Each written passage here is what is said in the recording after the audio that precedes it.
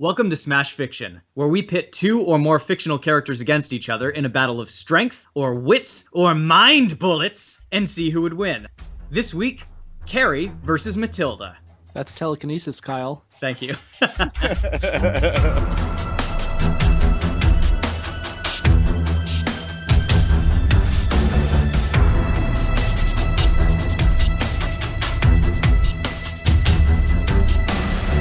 Good morning, Shermer High School. This is Assistant Principal Vernon speaking with the following school announcements. I asked you last week to help welcome our two newest transfer students, Matilda Wormwood and Cassie White.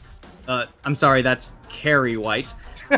Well, it's a week later, and all I've been hearing about is trouble. I've already sent multiple students to Saturday detention after a cake-eating riot ensued. I can't prove that Matilda was the instigator of said riot yet, but rest assured I will. I don't care how many grades you skip to get to high school, young lady. You mess with the bull, you get the horns. What a bitch! On top of that, I hear that young Cassie has been bullied by many students from all over the school. The captain of the football team asked her out and never showed up. The cheerleaders broke into her locker, stole her underwear, and hung it from the school flagpole. Even the AV club broadcast a 1-hour special documenting the 29 most embarrassing ways in which Cassie is different from everyone else. People, this is unacceptable behavior. You all have very clearly defined cliques in which you're expected to fall. Uniting together on a single issue like this is simply not how we do things in Shermer High. Remember, social divisions exist for a reason. I've just been handed a notice that Cassie has been seen wandering the halls covered in red corn syrup after a prank conducted by the baking club. Again, people, this is just what I was saying. We need to... I'm being handed another notice now. Apparently, Cassie is now telekinetically tearing the school apart. If not stopped, she'll likely bring down Shermer High altogether. I'm now being handed a third notice. But we do have a very efficient news delivery system here at Shermer High. Who knew? That says that Matilda Wormwood has stepped into Cassie's path and is drawing her attention, directing telekinetically hurled objects at her in an attempt to stop the destruction. I swear, it's always something with you kids. If it's not cannabis, it's telekinesis. If it's not murderous fiery rage, it's backwards baseball caps. Where does it end? I'll tell you where it ends, Assistant Principal Vernon. It only ends when one of these two telekinetic powerhouses takes down the other. But who will stand victorious? I already know, as I put all my psychic points into precognition, but seeing as I, Dan Mulcairn, am your judge this week, I'll be sure to act surprised. Advocating for Team Carrie are Liz Logan. The worst case of PMS ever. Period. Beat that one, Colin. And Kit Mulcairn. I just want everyone to know that I am currently on my period. So if the judge makes the wrong choice today, he will be responsible for my telekinetic murderous rage and the ensuing destruction of Los Angeles County, not me. Oh my God, cramps! You two live together. That's illegal inducement. Advocating for Team Matilda are Colin Mulcairn. I'm smart, you're dumb, I'm big, you're little, I'm right, you're wrong, and there's nothing you can do about it. And Miles Schneiderman. No more Mrs. Nice Girl. Oh, see, that's good. I like that. Oh, yeah, man. that's good. It's Yeah, velvety. see. In order to determine who goes first this week, I had all of the advocates clean my house. While they did that, I just flipped a coin. The house cleaning thing had nothing to do with it, but you'd be surprised what these losers will do when they think that Smash Fiction is on the line. He got me that way so many times. I think the power of being a judge may have gone to my head. In any event, Team Carrie will be up first this week, so Team Carrie, I can see your dirty pillows. Ugh. Yay for making Liz uncomfortable. Let's start at the beginning. Both Carrie and Matilda seem to have been born with telekinetic abilities. However, Carrie's powers manifested earlier and have been brewing for longer. At the age of 3, while suffering under another one of her mother's many physical and verbal abuses, Carrie unknowingly sent a large dinner table flying through their window and caused a hail of stones to rain down on their home. Though she doesn't begin to purposefully use her abilities until after the events surrounding her first period, once she does use her telekinesis with purpose, it seems to come quite effortlessly. During the infamous Black Prom, where Carrie's sanity and conscience were pushed to their breaking point, she easily holds the gym doors shut against the crowd of people frantically attempting to push them open, while simultaneously activating the sprinkler system and controlling the band's light cables to split and drop into the water that everyone in the gym was standing in. And let's not forget what the movie doesn't show. Carrie burns down all of downtown Chamberlain by breaking power lines and causing gas stations to explode explode. The newspaper reported over 400 people dying in the fiery mayhem. When she returned home, her mother tried to kill her, but Carrie committed matricide by slowing down her mother's heart until she had a heart attack. In the 1976 movie, her telekinesis was powerful enough to cause a fissure that completely sucked her home into the earth. How can Matilda compete with that? There's a scene in the movie where Matilda steals a doll from Trunchbull's house by telekinetically pulling it out of an upstairs window. Matilda is sitting on a roof in order to see into Trunchbull's second-story window, and a strong wind is blowing outside. The wind is not so strong that Matilda has any trouble staying on the roof, and yet once the doll's out of the window, she struggles to pull it toward her because of this stiff breeze. Carrie can move a car. If the two psychic girls wind up having a telekinetic tug of war, Matilda might as well not even have TK. Lastly, I'd just like to point out that in most of our matches, mental instability would probably be a hindrance, but in this case, Carrie's life's worth of trauma has caused her to become so detached from others that she became capable of mass murder. Matilda is a sane little girl who doesn't have what it takes to put a stop to Carrie's rampage the only way one can: murder. She's going to try to solve the Carrie problem by using her telekinesis in her usual prank-like manner, which is only going to make Carrie more powerful with no fucks left to give. In our characters' age groups, what's worse than being unpopular? Nothing! Carrie realizes an average young girl's worst fucking nightmare. Unlike in Mean Girls, where everyone's a bitch to each other and gets back at each other in little trivial ways, Carrie goes with the nuclear option, aka fucking kill everyone. I understand, everyone gets carried away sometimes, but not everyone is as creative as Carrie at exacting her revenge. They say nothing is worse than a woman scorned, and Carrie really proves that by becoming responsible for a literal disaster of death. The law can't stop her, as we found out in another episode, and neither can bratty snot-nosed children. 458 people have died. Carrie has had to endure an oppressive upbringing by her crazy, zealot mother, being made fun of constantly, and be threatened with the idea of eternal damnation.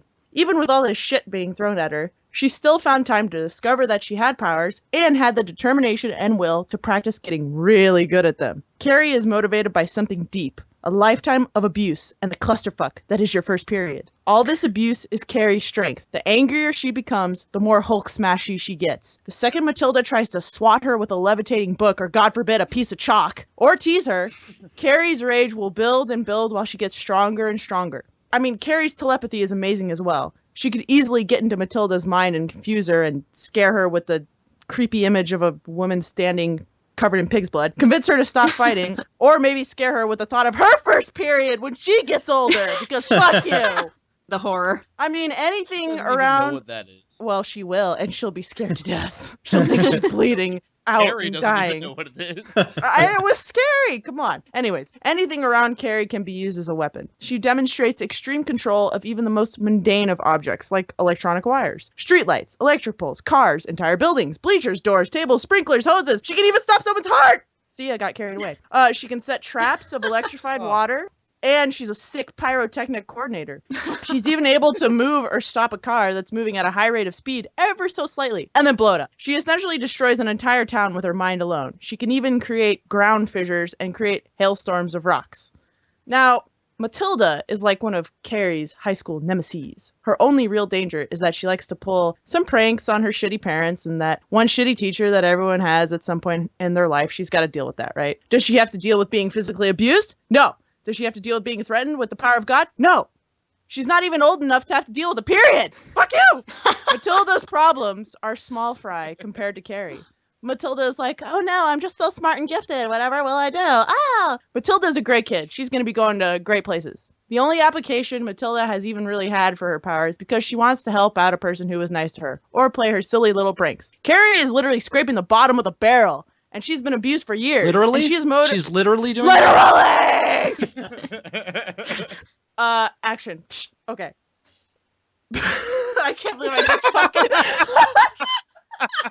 Why did I do that? I even, mimicked the freaking clicker clacker, whatever the hell it's called. No, that's what it's called. It's a clicker clacker. I'm pretty sure that's factually correct. I can't remember what it's called. It's a clicker. Okay. Matilda is going to think a food fight will scare Carrie away from her or embarrass her enough to run. Well, we all know how well Carrie handles having food products dumped on her. Not well. It's just going to make Carrie incredibly pissed off, go period Hulk mode, and set Matilda to spontaneously combust. Because fuck you! I wish I went into period Hulk mode. Maybe I could get some fucking chocolate when I ask for it. And scene. This one has gone off the rails very Oh quickly. my I God. told you we were gonna get carried away. Everyone gets carried. All right, well, I'm sorry. let's go ahead, Team Matilda. So, in the original Roald Dahl novel, the very first thing we learn about Matilda Wormwood, aside from the negligent nature of her parents, is that she is, quote, extraordinary, and by that I mean sensitive and brilliant. Matilda was both of these things, but above all, she was brilliant. Matilda is a genius. She is speaking perfect English with above average adult vocabulary by the time she's 1.5 years old. She teaches herself to read by the age of 3, simply by studying newspapers and magazines lying around her house. By the time she's 4 years and 3 months old, she's read every children's book in the library and probably moves on to Charles Dickens' Great Expectations. And before she turns 5, she has read Nicholas Nickleby, Oliver Twist, Jane Eyre, Pride and Prejudice, Tess of the D'Urbervilles, Gone to Earth, Kim, The Invisible Man, The Old Man and the Sea, The Sound and the Fury, The Grapes of Wrath, The Good Companions, Brighton Rock, and Animal Farm. I guess- Hashtag I guess Dan Dan's List. I guess List. someone has to make a list if I'm the judge. Hashtag Dan List. Find me a college student who has read all those books. I don't care if they majored in English literature. It's not gonna happen. And that was before Matilda was 5. She's probably one of the smartest children who has ever lived, period. Oh. Don't get carried away. Ah. That's my joke. Compare that to Carrie, who possesses average intelligence at best and a ridiculously stunted education thanks to the uber-religious, controlling parenting style of her insane mother. It's important, unfortunately, to remember, as you guys pointed out, that Carrie is the victim of much more direct parental abuse than Matilda, whose parents failed to nurture her but never actively abused her. I don't think that's a point in your favor. While Matilda was able to overcome her less than ideal childhood environment, Carrie was irreparably damaged by it. You can talk all you want about how mental instability helps you in this case. When we talk about a battle of mental powers, we're not just talking about telekinesis. Intelligence and mental stability, as anyone who's ever played a superhero RPG knows, are equally important, if not more so. And in these areas, Matilda gives Carrie a hammer throw and tosses her right out of school. So, in terms of her powers, Matilda's telekinesis is strong enough to lift up a boy that looks like he weighs maybe about 100 pounds and let him fly around in the air like a bird, doing all sorts of like flips and twists and stuff, no problem. She also has enough finesse to telekinetically use a piece of chalk to write a message on a chalkboard or open a box of chocolates and retrieve 2 specific chocolates from it. It seems like anything that Matilda could do with her hands, she can do from a distance with her telekinesis. In terms of range, that's where things start to get kind of broken. So when Matilda's in the Trunchbull's house messing with her, Matilda's looking through the window at the Trunchbull, and there's this portrait in a room on the 2nd floor. It's of this dude Magnus that the Trunchbull probably killed and stole this house from. So Matilda telekinetically grabs this portrait, despite the fact that she is outside on the ground floor and this portrait is upstairs and inside, and she maneuvers it through like multiple rooms and hallways and around corners and down a flight of stairs and then into Trunchbull's view to freak her out, which totally works, by the way. So yeah, Matilda doesn't even need a clear line of sight to manipulate objects. Explain how that works, science. Another fun trick that Matilda has is using telekinesis as defense. Early in the film, Matilda's bullying older brother throws a carrot at her from behind as she is getting ready to leave the house. She turns around after the carrot has already been thrown at her and notices it when it is flying at her like less than a foot away from her face. The carrot stops dead, spins around, and then flies back into her brother's mouth. Now that's some accuracy right there. So if Carrie tries to throw any knives at Matilda, guess what? They'll be coming right back at Carrie. But I have saved the coolest and most overpowered aspect of Matilda's telekinesis for last. This is the part where she totally blows Carrie out of the water. What I'm talking about is Matilda's ability to telekinetically multitask. In Matilda's training montage sequence, when she's learning how to use her powers, she levitates an entire deck of cards and at least several dozen poker chips in a series of concentric circles and Mobius strips patterns that are like rotating around her in different speeds in different directions. And then also at the same time, the lights are turning on and off, and drawers are opening and closing, and her doll is dancing on the couch, and wall decorations are swaying back and forth, and all the potted plants in the room are spinning around in circles. So yeah, Matilda's brain has like 9 telekinetic tabs open at the same time. That's some processing power right there. What exactly is Carrie going to do when every object in the room starts attacking her at the same time? So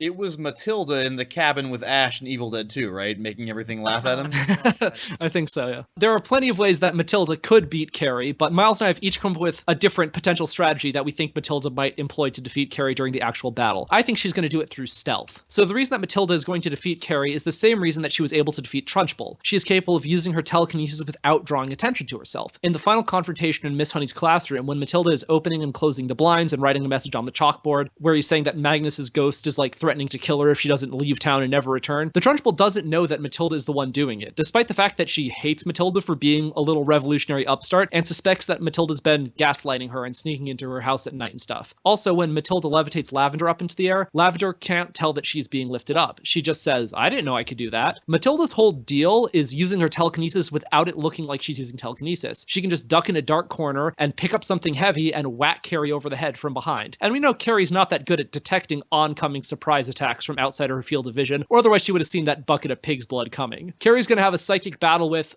apparently no one, because time and again in the book and the film, Matilda strikes from the shadows. Yeah, that could easily happen, Colin, but I think a more psychological trickery is more Matilda's style. One of the other advantages Matilda has over Carrie are her powers of deception, owing to what the book refers to as her wonderfully subtle mind. She specializes in playing tricks on people, and she's never found out. Before Matilda even starts school, she manages to glue her father's hat to his head, trick him into dyeing his own hair platinum blonde, and convince her entire family that their house is haunted by a ghost. And speaking of hauntings, there's also that last trick she plays to finally get rid of Miss Trunchbull, telekinetically manipulating the piece of chalk to spell out a threatening message from beyond the grave from a man the Trunchbull probably murdered. Deceptive tactics is basically Matilda's whole MO, and Carrie is extremely susceptible to those tactics, having something less than a subtle mind herself. Carrie is totally guileless and open to manipulation, as seen in her interactions with basically anyone who treats her like a human being. Matilda could, at the very least, pretend to befriend her and earn her trust before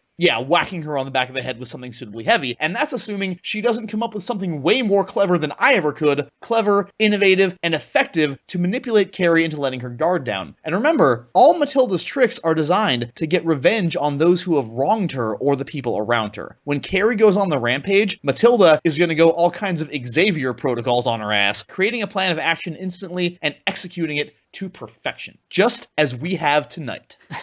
That remains to be seen. I guess TK stands for totally killing it, which is what you guys are doing to this match. Anyway, rebuttals. Carried away. Carrie, go ahead. You talk about how Matilda's going to use her powers of stealth and her extreme control over things to whack Carrie. That's all fine and good. Mental stability. That's great. That's not going to protect you when an entire town is collapsing on top of you. You know, Matilda, with dealing with Carrie with her power, she's going to have to use everything she can, and she's not going to want to harm other people. I'm sorry. This is still like a 6-year-old girl who doesn't want to hurt anyone. And a half. Carrie doesn't. 6.5. Carrie does not give a fuck. She will just bring everything on top of Matilda. The second Carrie even senses her, Carrie will bring down the entire building, as she's shown time and time again. Matilda tries to whack her. Well, guess what? Carrie took a freaking knife like 5 inches into her shoulder and then lived and showed that she could and still... then died. Hold on. She gets stabbed. She's alive Much as we now. all do. She gets stabbed. She blows her friggin' mother back. She takes the knife out. She's bleeding. She's bleeding so much. Yet she walks onto a street. She fucking flips, half a ton car and kills more people while she's still, mortally wounded. She's shown that she can take a hit, and she just gets stronger and stronger and stronger. Anything Matilda throws at her, it's just not gonna work. And again, as I've said, this is a 6.5-year-old girl. You know what kids are afraid of? Fucking scary shit. You know what Carrie is? She's fucking scary shit.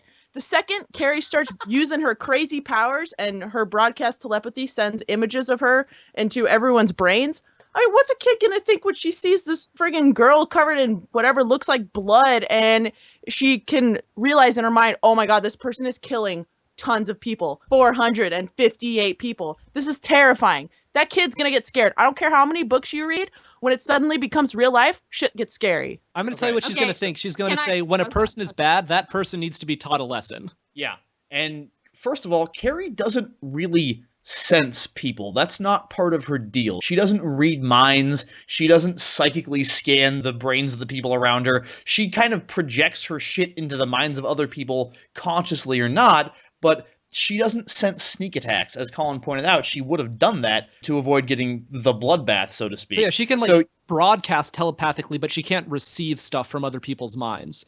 I mean, all of us who know role-playing games know that when you're trying to take over somebody's mind or do the stuff like that, it's like an opposed willpower roll, basically. And we've established who has the better willpower here. It's very clearly Matilda. So I think she could resist any of these kinds of things. But Matilda isn't an ordinary kid, as we went to great length to point out. She's not going to be scared by things that a 6-year-old is scared by. She's not going to have the same mentality toward any of this stuff that a normal child would have. And frankly, you might be right that if Carrie focused all of her telekinetic energies on her, she would, blow her away. But that's where the striking from the shadows and the deception comes in. Matilda is way too smart to take on this person just brute force, punch face, see who's stronger in telekinesis. That's not how this is going to go down. I actually have a very good rebuttal for that. So as for the, being able to... Well, we'll see about that, kid. I'm telling you, I'm on my period. I'm unstoppable. As for the not being able to sneak up on Carrie, using the pig's blood bucket, I mean, that would be a good example, but she wasn't in her, heightened state of insanity at that point. Once she reached that point, she became very aware of all the minds around her. That's how she knew that she had, severed that one dude's fingers in the door. Oh, and as for, manipulating her, when the teacher, Miss Desjardins, I think that's her name. She has a really weird name I can't pronounce. Desjardins. The gym teacher. I'm going to keep this in mind when you make fun of me for not being able to pronounce Japanese things correctly, Kit. It's a common name, kid. I've never seen it before. Whatever. Anyway. You're fine. But yeah, when the gym teacher comes up to her, pretending that she's concerned about her after the blood is dripping on her, but she was just laughing. Carrie, in the book, can tell that she is being insincere. There is no manipulating her when she has reached that state. Also, later on, after her mother stabs her, by the way, in the book, the knife stays in. So I'm guessing that's how she, doesn't bleed out immediately. But she goes walking through the streets. She telepathically finds Chris and her boyfriend. I keep forgetting his name. And when they attempt to run her down, she senses the car coming toward her. Her telepathy as well as her telekinesis. So she can sense a loud hot rod driving out her on a deserted street before it hits her. It's not like a car is instantly loud when it's coming at you, though. Their car was. It was like a souped up, crazy sports car. I'm sure it was making... still gotta come from... doesn't change the fact that she can sense the minds of the people around her. And we've already established from this scenario that they're both already at agitated states. They've already been running amok in the school. So of course Carrie's going to be aware of her situation. Okay, in terms of her being able to see through her teacher's deception, we see that time and again that teacher was incredibly nice to her and stood up for her when no one else did. Does that seem like the sort of person that would laugh at her? I don't think it does. I have read some interpretations of the ending scene of Carrie that say that when she sees everyone laughing at her, that's her projecting what she's feeling like everyone is laughing at her. I mean, I've read that in some plot summaries of the movie, as the text, is that she views people as laughing at her when really they're not. Just so everyone knows, I did some research on the side. The boyfriend in question that Kit was struggling to remember the name of, his name is Danny Zuko. Danny Zuko. Anyway, Matilda, you are up. First of all, you said that she could make her spontaneously combust. We don't ever see her being able to actually start fires with her mind. All of the fires that she starts are because of electrical stuff that she exposes that then lights on fire because she breaks it and stuff. Also, in terms of being able to slow down people's hearts to make them have heart attacks, yeah, that's great. Matilda can blow up TVs with her brain, so she could probably blow up Carrie's head. She probably wouldn't start off with that, but if she ever felt like her life was in danger and Carrie was about to kill her, I think Matilda totally would resort to something like that in self-defense, even if it was just as a sort of instinct. After all, she doesn't choose to blow up the TV. It's an accident because she's really mad. If she gets really mad at Carrie, hey, accidents happen, maybe your head blows up. You mentioned her moving the car. I was watching that movie. It looks to me like somebody turns the wheel and swerves around her. No way. Now. I'm not saying that the person actually turned it. What I'm saying is Carrie probably used her mind to turn the wheel, similar to how Matilda used her mind to release a parking brake in a car. So they can both manipulate things inside of cars. That doesn't mean she necessarily moved the entire car with her mind. I thought we were mainly going off of the book. Does it say in And, the book like- that she moves the car with her mind? I mean, she flings the car into the gas station. The movie does it a little differently. Well, let me tell you, in whatever. Matilda the video game, in which you wait, no, that's not a thing. You're not allowed to talk about video games. Thanks, Shut up, Mom. Miles. Yeah, in the Matilda comic book series. Yeah, that's right. In the And- She manga. stops an AT-AT And- with her and- mind. And plus, So the part of Dan is being played by Team Matilda this week. Is that what's going That's on? correct. you're saying that she can only manipulate something inside of the car. Like, you don't think she's strong enough to throw the car. In the scenes of the movies, she takes bleachers that, we know are hundreds and hundreds of pounds. Like, those things weigh a ton. And she uses that to crush someone inside them. She manipulates the whole thing. So Dude, look, she's obviously strong. I don't think anybody here is going to deny, we certainly haven't denied, that Carrie is super telekinetically strong. She can lift heavy things. She can bust up buildings and shit. Like, none of that is in dispute. But I haven't heard a word from Team Carrie about Matilda's control, about her finesse, about her ability to multitask, about her ability to, in general, wield the powers of telekinesis far more eloquently and accurately than Carrie ever could. I don't know Okay, about that. okay, so like as for that, I knew you guys were gonna bring up that cute scene where she's like whirling around objects and like making the cards do like a neat little trick around her. I mean, that'd be great if she was Gambit, but we're not dealing with like small objects that are whirling around. The heaviest thing she can pick up is like a little boy. Like, is there something heavier than a small child that she flings? Because other than that, Carrie's gonna be destroying. There are shit plenty left of and right. objects that she could kill Carrie with that weigh less than a child. That weigh less Yeah, than like like, 100 pounds. If they go through her eye. that Carrie can easily stop. Not if she's not paying attention to it. And again, Carrie's brute force is one thing, but you're speaking as though she's immune to manipulation just because she kind of gets into this blood rage thing. I don't think that's at all true. I mean, yeah. Everything that Carrie does is coming from this emotional hell that she's in. If you play to those emotions, and at this point, if you know her at all, Matilda is a very good judge of character and is, again, highly intelligent. She's going to figure out at least a little bit about what makes Carrie tick.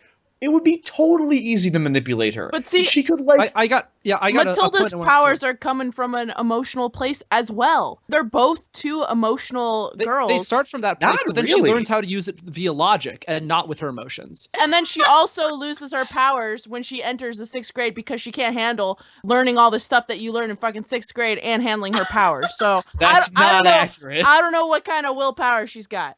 That's absolutely not accurate. Really? Because in my research, I found that just learning more, that's the reason why her like telekinesis So- faded away. She can't multitask. I found the quote in the book that says the gym teacher was in fact laughing at her. It actually comes from the witness testimony because this book is written like It's Yeah, an it's a apostolary. News Epistolary. clippings. yeah. So yeah, Miss Whatever came running over to her and she wasn't laughing anymore. She was holding out her arms to her to help. So this witness, this not Carrie, saw her laughing, and when Miss Gym Teacher runs over to Carrie, Carrie can still tell that she's not being sincere. She can and She's and trying to help us also throughout the whole also book. earlier in the book, she can feel the like disgust and the mixture of disgust and pity that same teacher was feeling towards her. That teacher was not always nice to her. I mean, Oh. she was a human being. She was imperfect. We've thrown out a lot of ways that Matilda can beat Carrie. One more final one would be making her think that, say, like an angel is descending from heaven in the same way she like manipulated Trunchbull's suspicions about, Yeah, whatever. like writing the words of God into the air. And saying like, to you are manipulate unholy, her you must bow, all that kind of shit. I haven't heard a lot from Team Carrie about ways that Carrie will beat Matilda, because we can stop anything you throw at her with our mind, and the way she stops the carrots and the stuff flying at her. And See, That- I don't that's believe that she hearsay. can. No, yeah, I don't we- believe she has the telekinetic strength to stop the force that she can stop a moving vehicle. Remember, Carrie's destruction is at a town level. That's a huge area of land. She's bringing down all sorts of things that Matilda has never demonstrated any aptitude or strength in being able to lift or push away. I mean, I didn't want to like say that she's gonna murder the crap out of this little kid, but like I thought that was She's gonna implied. murder the crap out of this No, little kid. Liz, no! All right. Well, So dark. but before we have to increase the rating on this podcast, I think we should probably move on. This We're is actually already at the highest rating. We're already the rated Nope. X podcast. there's clean, there's explicit, and then there's smash fiction. Carrie, And Damn then right. periods. it just all comes back to Menstruation. menstruation this time around. All right. Well, this has clearly been quite the match so far, but I think Someone must be using electrokinesis, because it's time for the lightning round. Oh no! Oh, no! Cramps! Some other superpower! Oh! What god would let this happen? Carrie has been directing the force of her rage at Matilda, who is fighting back as best she's able. Both girls have done damage and taken some hits, and both they and the school they're fighting in look like they're nearing the ends of their respective ropes. So, maybe it's for the best when someone new enters the battlefield. Rolling in on a wheelchair, featuring a gloriously bald head and some truly terrifying eyebrows. It's everyone's favorite super headmaster, Professor Charles Xavier. Xavier picked up the duo's battle on Cerebro and has come to offer both of them a place in his school for gifted youngsters, although the term gifted in this case is perhaps more broadly descriptive than is typical, as it includes a young kid who literally blew up his own face the first time his powers manifested. What happens... Are you really going to bring up Chamber? Yeah, I'm bringing up Chamber. Nobody gives a fuck about Chamber. Chamber was my favorite character from Generation X, sir. Not even Chamber gives a fuck about Chamber. We're not having this discussion right now. Anton, write in and tell us what you think about Chamber. So, what happens when these two rivals attend the Westchester-based private school? Do they become X-Men? And if so, what are their code names? What sorts of relationships do they establish with their fellow superheroes? Or does Carrie's misanthropy and or Matilda's inherent sense of superiority lead them down the darker path? And do they join up instead with Magneto and his Brotherhood of Bad Eggs? How do your characters fare in a world that hates and fears them? Do they attempt to foster peace and understanding? Or do they seek to conquer it? Team Matilda, you are up first for the lightning round. Tell me about how your character fares when they are taken into the world of mutants. Oh, man. Well, first of all, I think there's no way Matilda's going to the dark side. You're reaching a little bit with that sense of arrogance and superiority. That's like not at all her style. So she's definitely going to be a member of Xavier's School for Gifted Mutants or whatever it's called. Did I get it right? I don't know.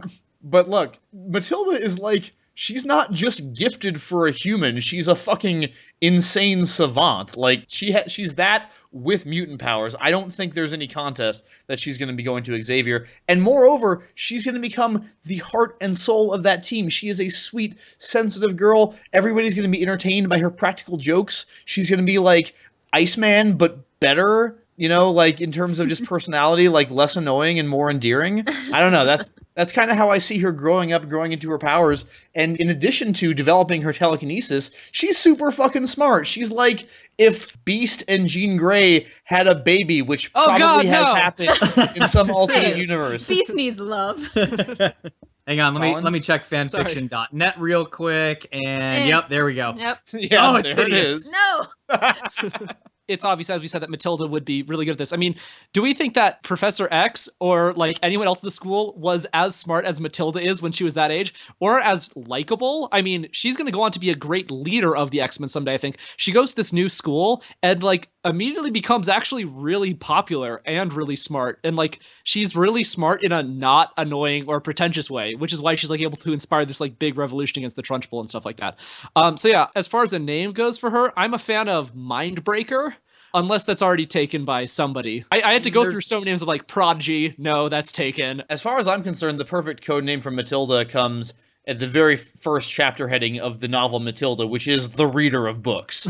That's who she is. That's what she does. She is the reader. She's the reader of books. She's the reader of minds. There is an existing Marvel character called the Reader, but you know.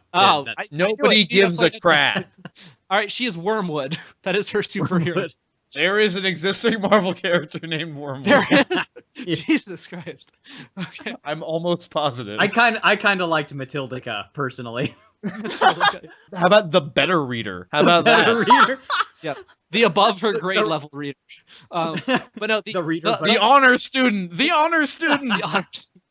The last thing that I want to point out is that what other mutant has manifested their powers at such an early age? A normal mutant would do it when they're a teenager in like a period of intense stress, like when they're being teased at school by other girls, you know, in the locker room. That's like an average mutant. But a really like awesome mutant would be the sort of one that like gets her powers as a little kid and it's no big deal and just like is using them like a champ way before puberty. So yeah, and in terms of how she's going to handle a world that hates and fears her, Matilda, again, is just like the sweetest, coolest little kid. kid. She loves people. She loves bringing people together. Everyone likes her unless they're a complete and total asshole, like, you know, I don't know, the Friends of Humanity or some shit. I have a hard time seeing her becoming jaded like a lot of members of the X-Men have, like Colossus was, for example. I don't think there's any way she's even going to be drawn to Magneto's path. Matilda is going to be a devoted follower of the dream until it becomes a reality. And if anyone can finally like bring peace between humans and mutants, I think it's this adorable, precocious little child. So, Do you think that the Xavier School for Gifted Youngsters gives out those like bumper stickers for honor roll students?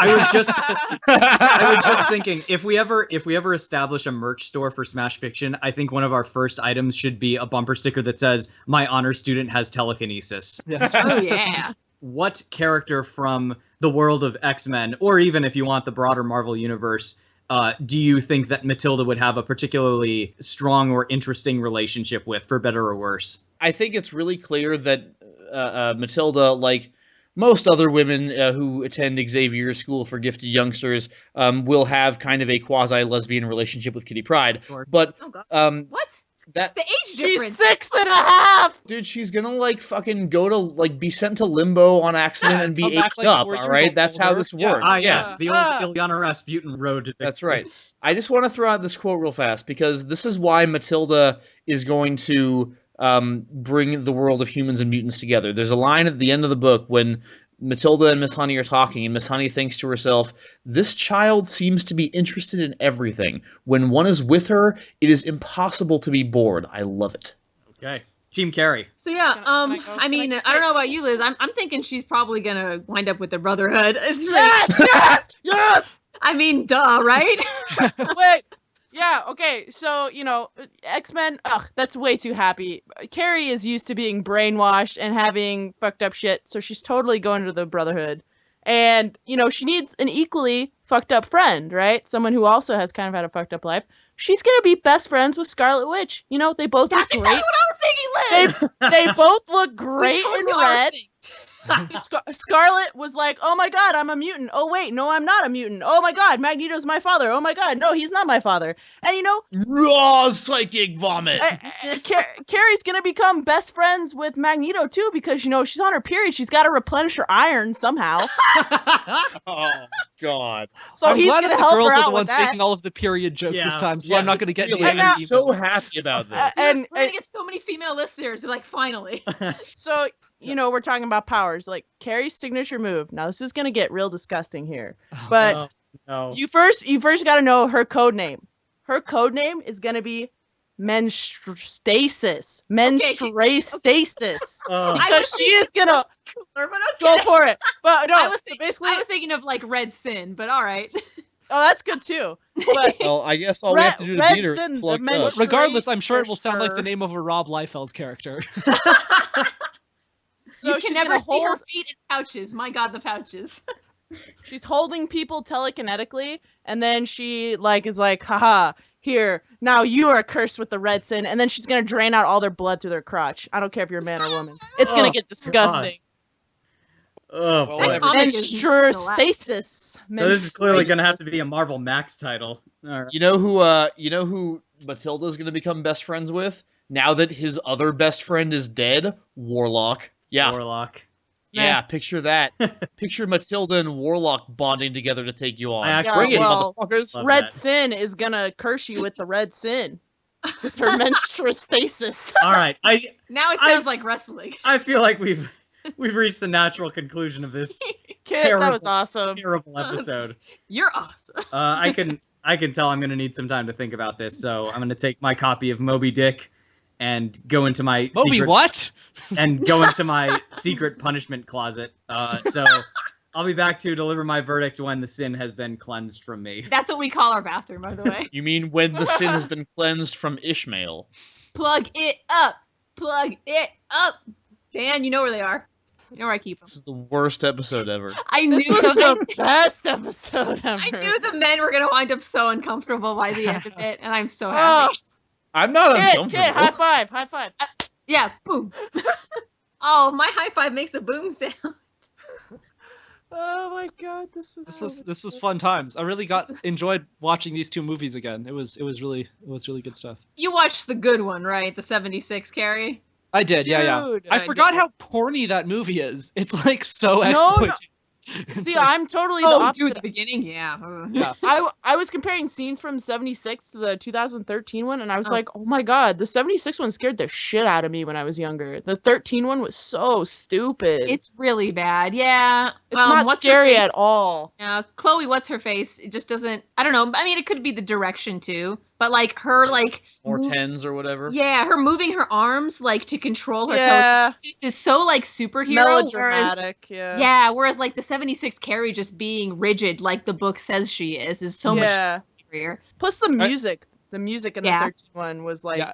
I think felt after like an all of the action movie. superhero movies that we've had, it's sort of become a thing that if you're a psychic, this is the motion you do. You know? Yes. Yeah. So and the music's the same way. It was more of like an action movie soundtrack, like in the prom scene, and I was like, am I supposed to be like saying, "Oh, you go, girl"? yeah. Yeah, Go. yeah. It was. You kill those innocent people, Carrie. Oh yeah. Yeah. I wasn't a huge fan of the movie Matilda, but I'm Oh, really it's happy great. that we I got love to use that. it. I love the movie Matilda. I'm just really happy that we got to use it because, like, in the book, it's like, okay, she lifts up a cigar. Like, that's her practice. Is like, can I lift this cigar? Awesome, I'm ready. Yeah. I'm ready to lift chalk. God damn it! Yeah. But the book is fucking awesome because Roald Dahl is fucking awesome Yeah, in he everything really he is, does. yeah. So I love him, man. I read everything he did when I was a kid. Him and Shel Silverstein were like, ugh, the best. Oh yeah. I can't believe I put the word Xavier in my opening argument, and it turned out to be Xavier in the lightning Right, round. exactly. Yeah. That's amazing. The only phrase that I was upset I didn't get to use in my argument at some point was, "They're all gonna laugh at you." I was like, I Oh, really want to yes! put that point. Oh, I was thinking of making that my quote. They're all gonna Yeah. laugh at you. They're all gonna laugh at you. Couldn't quite fit it in though. I will say that was kind of a bad part of the 76 movie. I was like, this montage Yeah. though. Whatever the hell was going on with her mom's accent in that movie, it's like, what are you like? It sounded like a British person trying to do a Southern accent badly. I don't really know what the hell's going on with her mom's Yeah. voice. I want to know what Carrie's like Brotherhood of Evil Mutants costume looks like. I mean, is it Ooh, just that I mean, same gross. dress? Like just No, like no, she stained it washes. She doesn't wear the same nasty ass dress forever. Oh, see, I would think she would. red? Yeah. Oh, Just- it would it's- be all it's like just the hard and dress? crusty. Yeah, it'd be just like hard and crusty Yeah. brown dress. Yeah, it doesn't even Ah. fit anymore. Oh, By the really? way- That grossed you out, Liz? After all the disgusting shit you were saying, that grossed you out. Can I Was just say? Red Sin's Ah. finishing move again? I'm curious if okay, this is going to the this is going to the Deadpool movie. Floor I'm wondering 36. if any other women, like when Deadpool says he wears red so you don't see those enemies don't see him bleed. Like, I wonder if every other woman was like, yeah, that's not how it works. Red still gets stained with blood pretty bad. You need to wear black, Deadpool. Yes, I'm just like, it's obviously black. God. Thank you. Boys, Yep. what do they Well, know it about was- real bleeding? Well, considering it was International Women's Day shortly before this recording, Yes, and it considering what we see happening on International Women's Day in the Deadpool movie, Yeah. maybe more than you think. Oh, that's awful. We're not still talking about menstruation, are we? No, now we No, know. now we're We've gone talking about Technically, no. something. We are Okay. not. It's on to pegging, Dan. Okay, good. Well, I feel like if nothing else, I think we can probably legally apply for a grant at this point, because I feel like what we're doing with this episode is kind of a public service. You know, there's a lot of young ladies out there who are sort of like on the cusp of becoming women, and they're going to have a lot of questions about, you know, like what their bodies are going through. And I feel like this episode can be used as an instructional tool. You know, it can really help them get through a really uncertain time in their life. And I think that's, you know, that's priceless. So, God forbid. We should all be very proud of the work we've done here today. Yeah, Yeah. so I think on behalf of Smash Fiction, I would just like to say you're welcome. To the matter at hand. This was a really tough one for me to wrap my head around, because the argument that you guys presented and what I came away with is that Carrie, I think, is undoubtedly has quite a bit more pure psychic muscle. The sheer amount of power she flings around is greater than that of Matilda.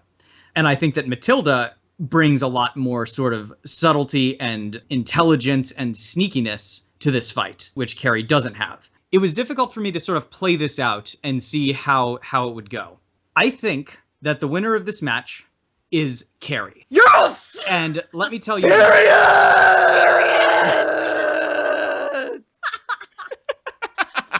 And Okay, you saved Los Angeles. And this is why I think so. Matilda's strategy relies on her staying consistently ahead of Carrie for an extended period of time. During that time, she's going to be doing mischief. You know, she's going to be attempting to manipulate Carrie. She's going to be throwing things at Carrie.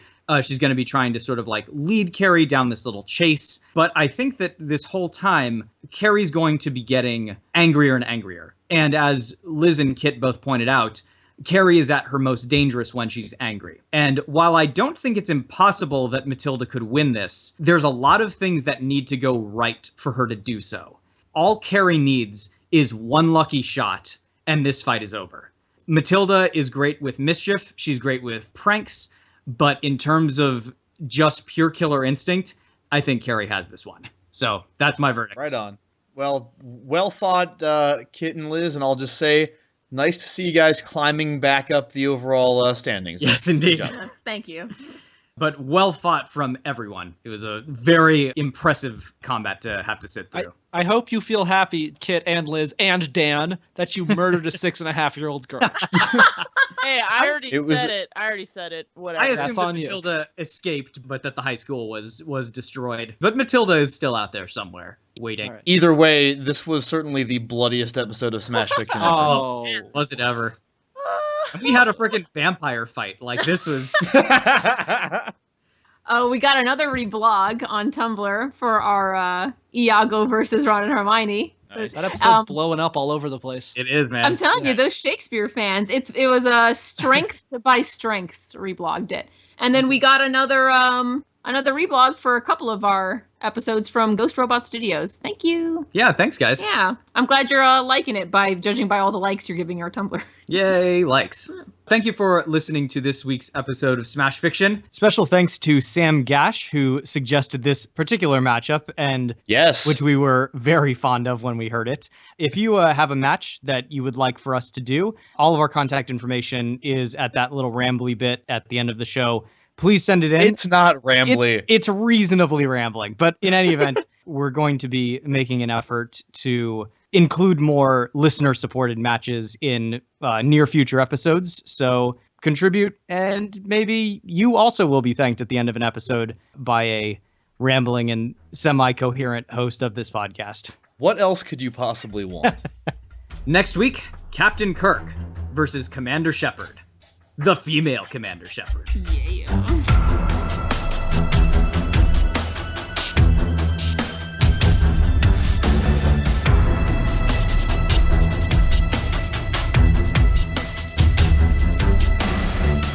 Smash Fiction is produced by Miles Schneiderman, with logo designed by Colin Mulcairn. Special thanks to Kevin MacLeod for our theme song, which is called Hitman. You can find his work at www.incompetech.com. You can follow the Smash Fiction podcast on Twitter at SmashFicPodcast and search for us on Facebook and Tumblr. Subscribe on iTunes, and if you leave us a good review, we shall become more powerful than you can possibly imagine. If you have any suggestions, feedback, or other contributions, send them to us at smashfictionpodcast@gmail.com and help us continue the fight.